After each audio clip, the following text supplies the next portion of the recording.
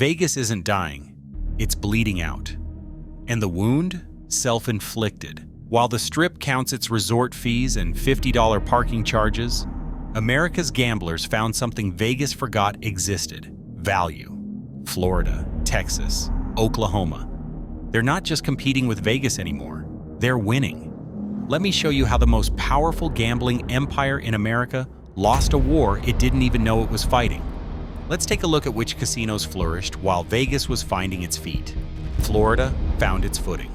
Magic City Casino in Miami pulled in $10.9 million in November 2024. Slot revenue alone. Pompano Park followed with $10.1 million.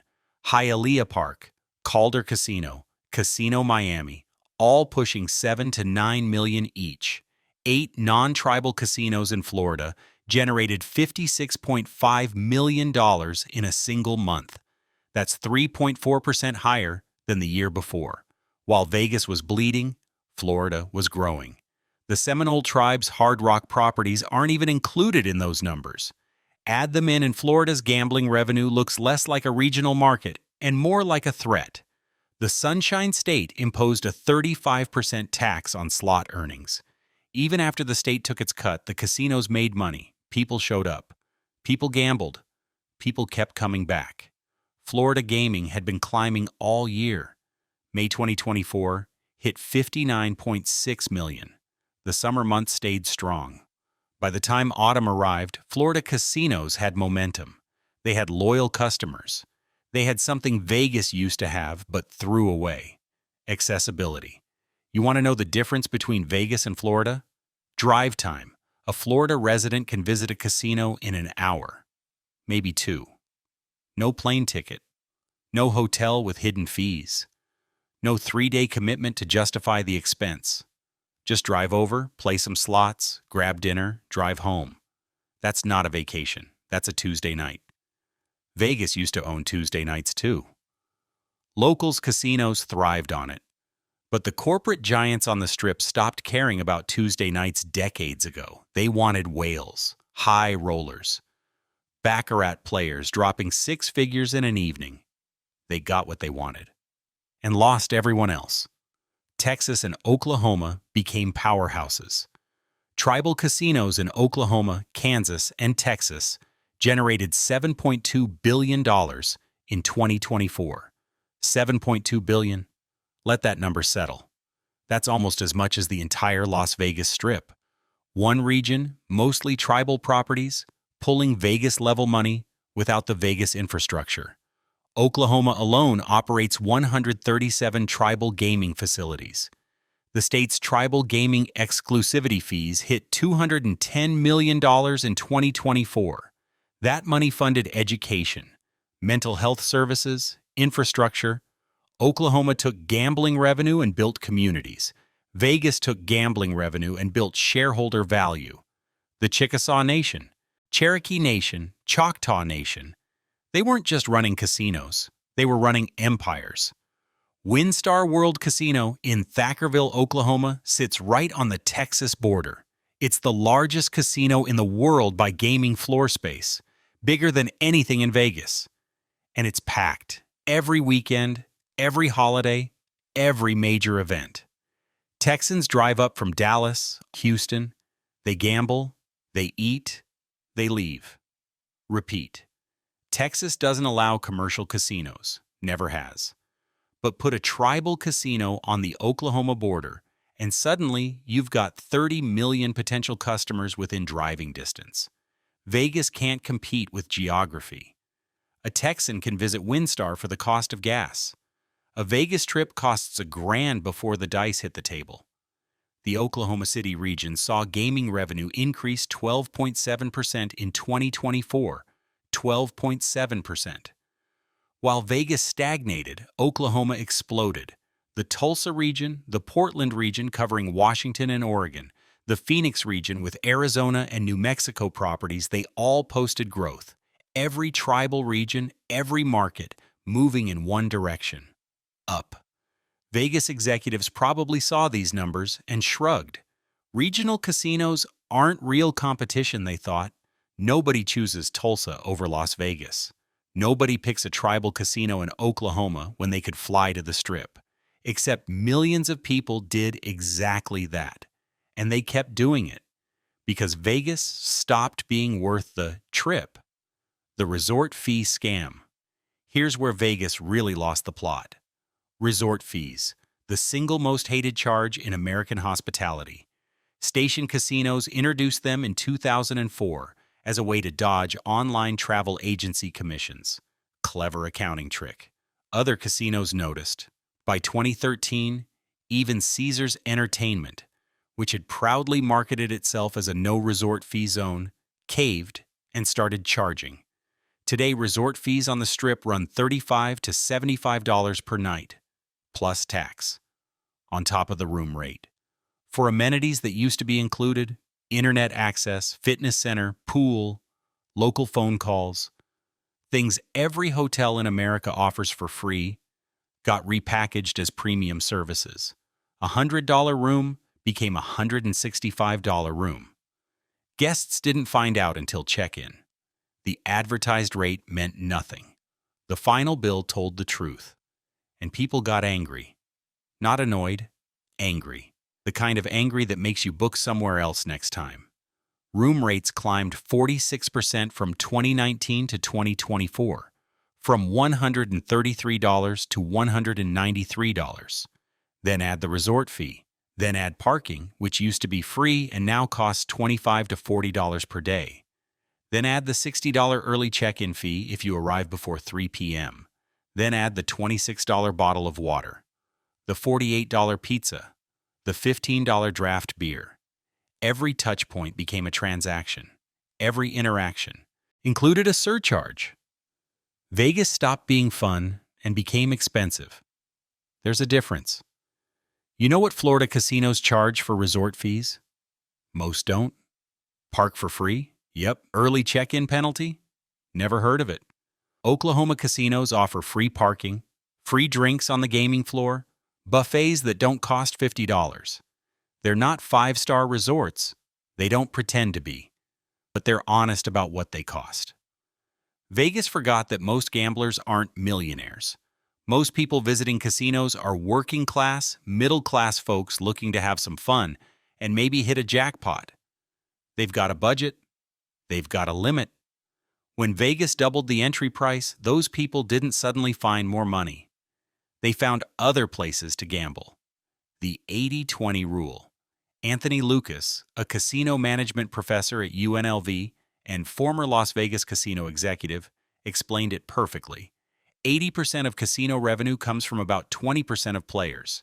High rollers, VIPs, whales. People who think nothing of losing 10 grand in a weekend because they've got 10 grand to lose. Vegas doubled down on those players. Literally. Higher table minimums, exclusive high-limit rooms, invitation-only tournaments, baccarat tables that don't even list the minimum bet because if you have to ask, you can't afford it. The Strip transformed into a playground for the wealthy and left everyone else standing outside the velvet rope. That strategy worked. Sort of. Gaming revenue stayed strong despite fewer visitors. The whales kept whaling. But here's the problem. You can't build a city on 20% of your customer base. You can't fill 47,000 hotel rooms with high rollers. You can't keep 100,000 employees working when visitor volume drops 8% year after year. The Strip looks emptier because it is emptier. Hotel workers report quiet hallways during what used to be peak times. Casino floors that once buzzed with energy now echo. Restaurants close early for lack of customers. The energy, the electricity, the thing that made Vegas feel like Vegas, it's fading. You can't buy that back with whale money. Downtown Las Vegas and the locals' casinos don't have this problem. They never chased the whales. They stuck with the locals, the regulars, the Tuesday night crowd, and in 2024, downtown Vegas had its fourth consecutive record year. Revenue up 2.4%. The Boulder Strip grew. Reno grew. Everywhere except the Strip found a way to grow. Regional casinos don't have this problem either. They can't chase whales because whales fly to Macau or Monaco. Regional casinos serve their communities. They price for locals. They survive on volume, not margins. And right now, volume beats margins. Atlantic City saw the same thing. Jane Bokanowitz, director of Stockton University's Lloyd D. Levinson Institute of Gaming, Hospitality, and Tourism, studied what happened in Atlantic City. Gaming revenue increased, disproportionately to visitor volume. Fewer people, more money. Same as Vegas, but Atlantic City serves regional, drive-in customers, people from New York, New Jersey, Pennsylvania, Delaware. They don't rely on international tourists or cross-country flights. When international travel slowed, Atlantic City barely noticed.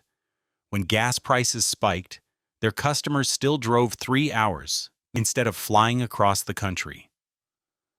Regional markets have geographic advantages that destination markets can't match, and Vegas is realizing that geographic advantages matter more than brand name. New Jersey's gaming revenue grew 8.8% year over year through August 2025. Nevada grew 1.45%. The country's largest casino market got lapped by the second largest casino market. That shouldn't be possible, but it happened because Nevada, specifically Vegas, priced itself into irrelevance for most Americans. The American Gaming Association reported that 28 of 38 jurisdictions with commercial gaming set all-time revenue records in 2024. 28 out of 38. The industry is booming. Just not in Vegas. Commercial gaming revenue nationwide hit $71.9 billion. Tribal gaming added $43.9 billion. Over $100 billion in gambling revenue. Vegas's share shrank. Their dominance eroded. Markets they'd never worried about started eating their lunch, the competition nobody took seriously. For decades, Vegas had a monopoly on the American gambling imagination. If you wanted the real casino experience, you went to Vegas. Everything else was pretend. State lotteries, riverboat casinos, Indian gaming, they were substitutes for people who couldn't make the trip. That hierarchy collapsed. Modern tribal casinos rival anything on the Strip. WinStar, Mohegan Sun, Foxwoods, Hard Rock Hollywood in Florida, these aren't minor league operations. They've got better restaurants than half the Strip properties, better entertainment, better customer service, and they're a hell of a lot cheaper. California tribal casinos generated $12.1 billion in 2024. California, the state Vegas depends on for drive-in traffic, the state where Interstate 15 used to overflow with weekend warriors heading to Nevada. Those cars stopped coming because California already has 87 tribal casinos. Why drive 6 hours to Vegas when you can drive 1 hour to Pachanga, San Manuel, or Morongo? The eastern and southeastern tribal region, covering Florida, Connecticut, New York, North Carolina, pulled in $10.2 billion. The Oklahoma, Kansas, Texas region, $7.2 billion. Add it all up and tribal gaming revenue hit levels that would make Caesars Entertainment jealous. Vegas used to set trends. Now it's watching other markets innovate while clinging to a business model from 2004. Charge more, offer less. Hope the brand carries you. It doesn't. Not anymore. What analysts are saying. Carlo Santarelli, analyst at Deutsche Bank, called 2024 a year to forget for regional casino operators. But here's the thing. Regional operators had a bad year and still grew overall. Vegas had a bad year and shrank. There's a difference between a down year and a structural problem. Santarelli noted that states with new casino supply and fresh competition saw growth. States without new openings saw contraction. Translation: people want new options. They want variety. They want something different than the same tired Strip properties that have been there since the 90s.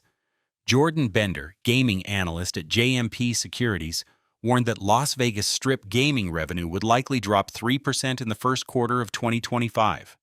He was right. February, March, April, all down. May down 3.9%, June down, July down. The bleeding didn't stop. Chad Bainon, senior analyst at Macquarie Capital, tried to stay optimistic. He said the mid to high-end customers still felt pretty good about Vegas. The core customers weren't pulling back, but he also admitted that some people were lightly softening their spending. Analysts speak for, people are spending less, but we don't want to say the market's in trouble. Meanwhile, Michael Lawton, senior economic analyst for the Nevada Gaming Control Board, said consumer demand for leisure travel remains strong, which is true. People are traveling. They're just not traveling to Vegas. They're going to Florida, Texas, Oklahoma, anywhere that doesn't charge $75 for the privilege of using the hotel gym. The visitation crisis. Let's talk about who's not coming to Vegas anymore. Canadians.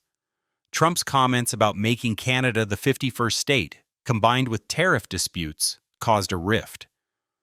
Former Prime Minister Justin Trudeau suggested Canadians spend their tourism dollars elsewhere. They listened. Air passenger traffic from Canada to Las Vegas was projected to fall 18.5%, while Canadian visitor numbers declined amid the political tensions. Mexican tourists, another key demographic for high roller play, also pulled back. Hotel executives reported that high roller customers from Mexico weren't keen on visiting. Political rhetoric, immigration policies, economic uncertainty all contributed. The international customer base that Vegas depended on found other options, but the real crisis is domestic.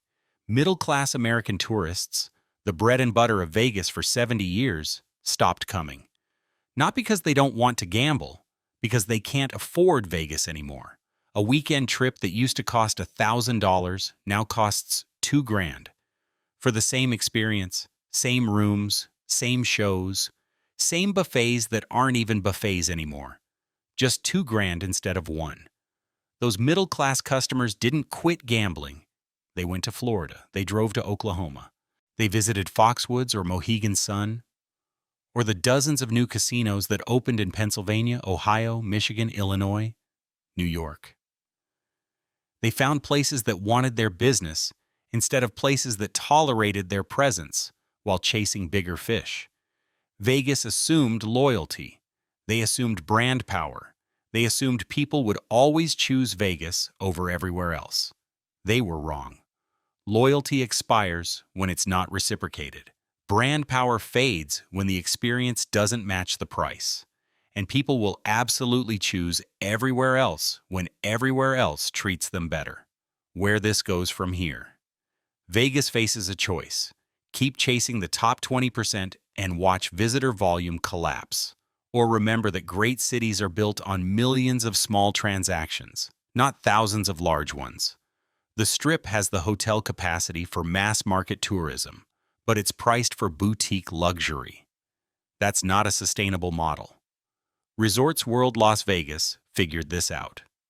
They eliminated resort fees through September 11, 2025.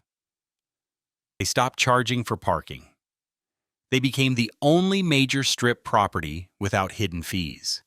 Too early to know if it worked, but at least they tried something different. Every other major operator, MGM, Caesars, Wynn, they stayed the course. Keep the fees, keep the prices, keep squeezing, and keep losing market share to competitors they don't even take seriously. Florida will keep growing.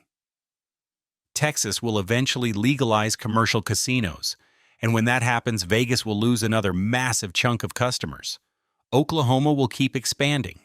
Tribal gaming will keep breaking records. The rest of America is building a casino economy, and Vegas is just another option now. Not the only option, not even the best option for most people. Just another expensive option. Downtown Vegas and the locals market will probably be fine. They serve a different customer. They price differently. They understand their role. But the Strip? The Strip is in trouble. Because the Strip forgot that it's not competing with other luxury destinations. It's competing with every casino in America that offers the same games for half the price. The irony of it all. Here's what makes this story so perfectly Vegas. The casinos got greedy and lost. The house finally lost. Not to card counters or cheaters or advantage players. They lost to basic economics. They priced out their customers, and those customers went somewhere else. Simple as that? Vegas spent decades convincing America that gambling was entertainment, not just a vice. They succeeded. America embraced casino gambling. Every state wanted a piece. And now that every state has casinos, Vegas lost the monopoly it created. They taught America to love gambling, and America found cheaper places to do it. The mob understood something the corporations forgot. You need the masses. You need the small-time gamblers, the tourists, the regular people who save up for one trip a year. Because those people fill the rooms, pack the restaurants, create the energy, tell their friends, come back with their families. They're not whales, but they're the ocean the whales swim in. Corporate Vegas looked at a spreadsheet and saw that 80% of revenue came from 20% of customers. They optimized for that. They built a business model around it, and they killed the thing that made Vegas special: the accessibility, the feeling that anyone could come here and have a good time, the idea that you didn't have to be rich to feel rich for a weekend. That's gone now. Vegas is for rich people, and people pretending to be rich until their credit card maxes out. Everyone else found cheaper ways to gamble. Florida, Texas, Oklahoma, Connecticut, Mississippi, Pennsylvania, California. Take your pick. They're all happy to take your money without charging you $75 for internet access. In closing, Las Vegas bet on greed and lost.